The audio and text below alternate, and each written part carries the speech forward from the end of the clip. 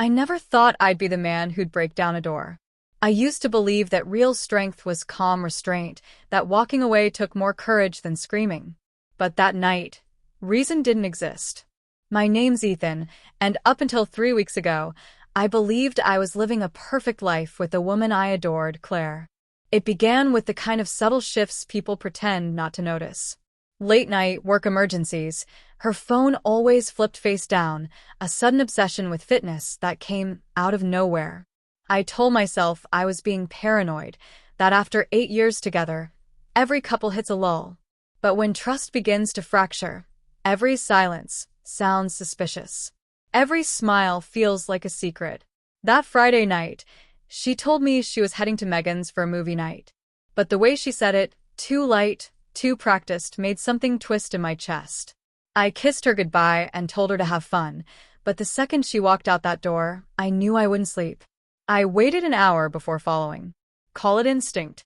Or self-destruction. I had to know. Megan lived across town, 20 minutes away. But Claire's car wasn't anywhere near her place. I drove around the block twice. Nothing. I called. No answer. Texted. Hope you're having fun. Silence. Then I saw it. Her car parked outside a small, two-story complex by the river. My heart sank. I pulled over, killed the lights, and sat there, breathing hard. Every rational thought told me to turn around. But betrayal doesn't leave room for logic. I climbed the stairs, each step echoing like a countdown.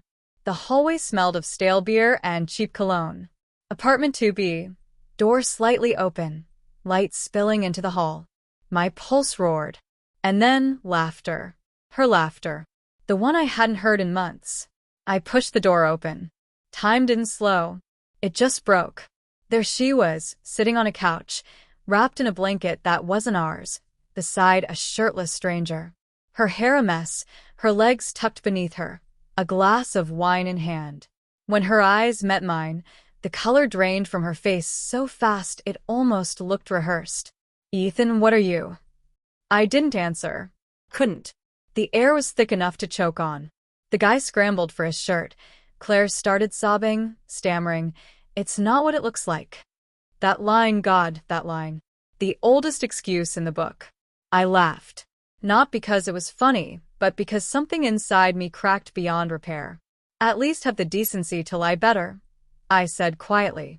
She tried to speak, but I raised a hand. Don't. For the first time in 8 years, she didn't look like the woman I loved. She just looked small. Not delicate, weak. A coward hiding behind half-truths, willing to destroy something sacred for a fleeting thrill. I turned to leave, hand on the doorknob. Please, she whispered. Can we talk? I didn't look back. You've said enough, Claire. Outside, the night air hit like ice. I didn't drive home. I just sat in my truck, gripping the steering wheel until my hands hurt. My mouth tasted like metal. I replayed every moment, every warning sign I'd ignored because I wanted to believe in us. And that's when I realized she hadn't just betrayed me. She'd made me doubt myself.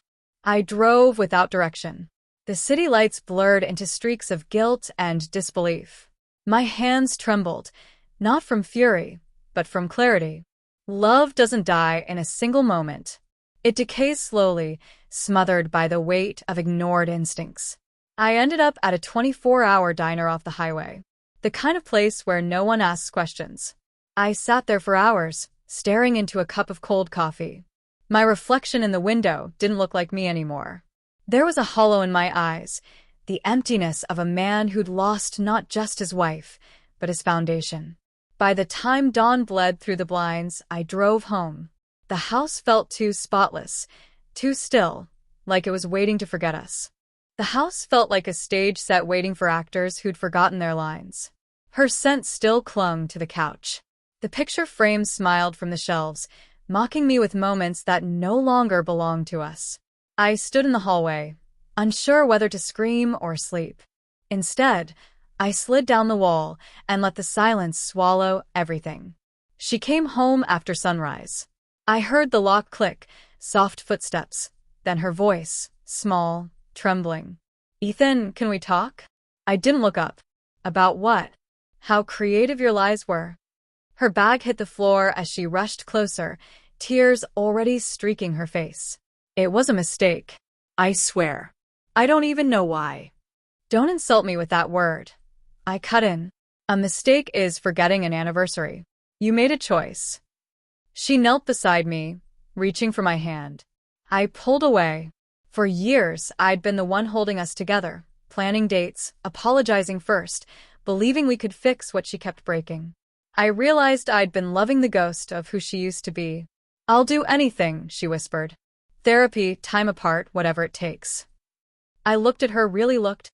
The woman who once fell asleep on my chest and said I made her feel safe wasn't there anymore. What stood before me was someone I didn't know. Someone who traded love for adrenaline and honesty for convenience. You already took everything that mattered, I said quietly. There's nothing left to fix.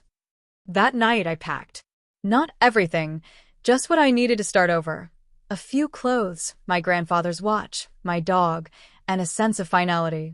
She begged, pleaded, clung to me as I stood by the door. Please don't leave like this, she cried. I almost laughed. Like this, Claire? There's no right way to leave someone who already left you months ago. I walked out without slamming the door. The soft click behind me was louder than any goodbye could be. In the weeks that followed, she called, texted, left voicemails I never opened. I changed my number, deleted every photo, blocked her everywhere. The closure I needed wasn't hers to give. It had to come from silence, from rebuilding the parts of me I'd buried while trying to keep her happy. Some nights, the memories still visit, her laugh, her perfume, the way she'd say, love you, without ever looking up from her phone. But they don't sting anymore. They're just echoes now, reminders of a life I've outgrown. I started running again. Joined a small gym near my new apartment. Met people who didn't ask about the past. There's a strange calm that comes when you stop demanding answers, when you stop replaying the betrayal and start writing your own next chapter. A few days ago, a mutual friend mentioned Claire had moved out of town. She's finding herself, apparently. Maybe she is. Maybe she isn't. Either way, it's no longer my concern. As for me, I've learned something I wish I'd known years ago. Love should never require losing yourself to prove it's real.